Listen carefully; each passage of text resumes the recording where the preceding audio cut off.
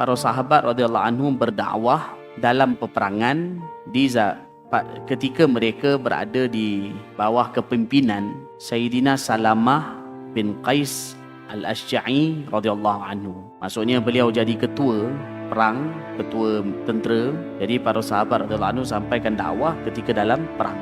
Para sahabat radhiyallahu anhum berdakwah dalam peperangan dengan di bawah kepimpinan Sayyidina Salamah bin Qais Al-Asy'a'i radhiyallahu anhu. Sulaiman bin Buraidah rahimahullah, beliau menceritakan bahawa Amirul Mukminin Sayyidina Umar radhiyallahu anhu, apabila mana-mana tentera orang mukmin datang bertemu kepada beliau, berhimpun kepada beliau, beliau akan melantik ketua mereka seorang daripada kalangan ahli ilmu dan juga ahli fiqh.